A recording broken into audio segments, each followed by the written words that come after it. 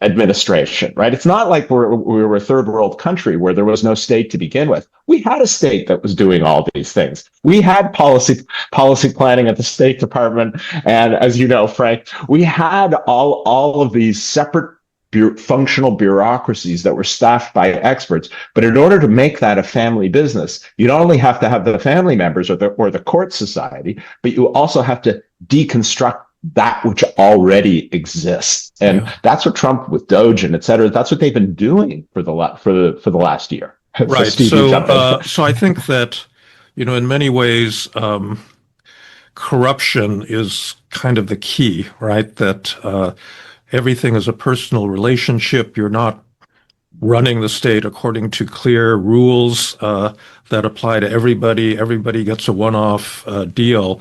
And that's really what distinguishes this regime from, a simple authoritarian one. I mean, one thing about China that you could say is, Xi Jinping began his leadership, with a big anti-corruption drive. Now, there's controversy as to whether he was just purging his opponents or whether this really was about corruption. But I don't think that it's the essence of the Chinese regime, but it does seem to be the essence of this one.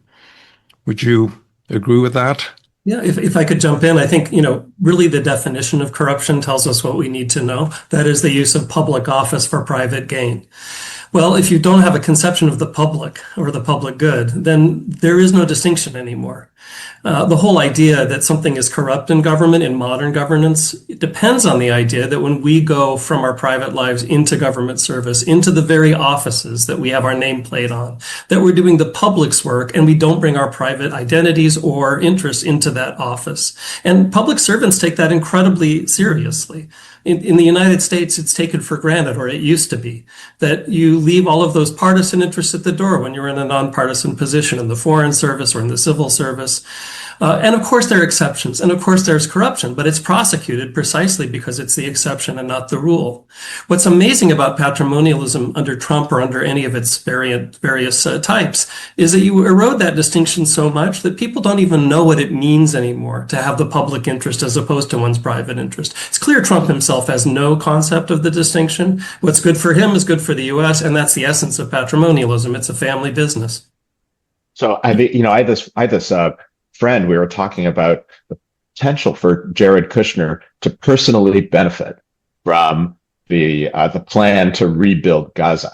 And this friend of mine said, "Well, who cares if as long as he does good, he deserves it, right? $2 billion. If he makes $2 billion and creates peace in the Middle East, wonderful, it's great. Nobody else has done better." And it's in that seemingly anodyne remark that the whole thing resides. Of course, the leader deserves a jet from Qatar, right? He's doing all these wonderful things, right? And so when we're no longer able to see the distinction between the public good and the private interest, we'll know that the patrimonial regime has been fully consolidated. Now, we're not there yet because we're having this conversation, but at some point or another, this conversation will look like a sort of a relic of these three old guys talking about, you remember way back when there was this thing called the public realm.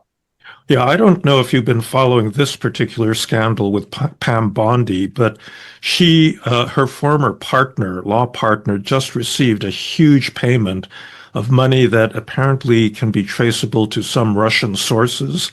And this money came in right at the time that she was arguing before a congressional committee that they ought to loosen the rules on these kinds of fiscal transfers. And, it's not just, our wonderful Homeland Security Secretary Kristi Noem has given a big, contract to a family member. So it's not just Donald Trump that's engaged in this kind of activity. I think it's spread very widely throughout his administration. And I think it underlines your point that this is essentially a normative thing where if they're given permission to behave in this manner, a lot of people are going to, do the same thing Trump is doing.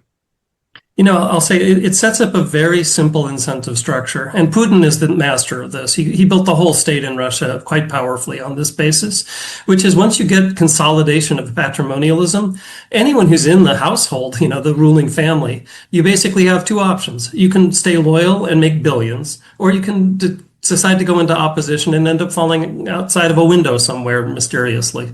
And when you put it that simply, most people will make the choice to stay loyal. It's worked in Russia. You have very few people defecting. I mean, the ones who have, we know about because they've ended up dead. We're not there yet, as Jeff says. Obviously Trump's America is not anywhere near that level.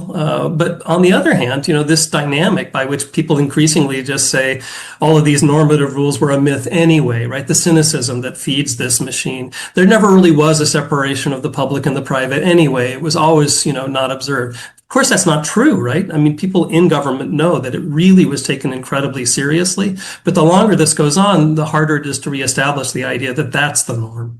Well, let's talk about this. So in the article, you say that getting out of a patrimonial regime is difficult and different from getting out of a simple authoritarian regime. Why is that the case?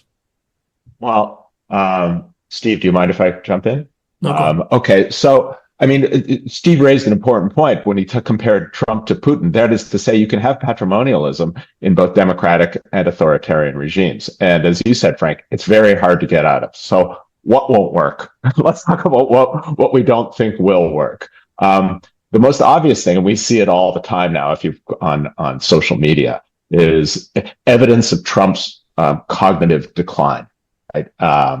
Will the great daddy going crazy or going senile or getting too old actually get out of this? And we're pretty dubious that will actually work. Public threats against political enemies, casual talk of seizing territory, renaming the Kennedy Center after himself. We can think of all these things. I mean, they're easy. Plaques at the White House that are totally inappropriate, calling his predecessors names. Creating a grand ballroom at the White House, issuing Trump coins, Mount Rushmore, the Epstein affair, and now we have the Melania movie, right? Where they actually have to pay people to go and see it. Now, I saw that yesterday. It was so outrageous that I wasn't even sure whether it was real. I mean, and what all of this does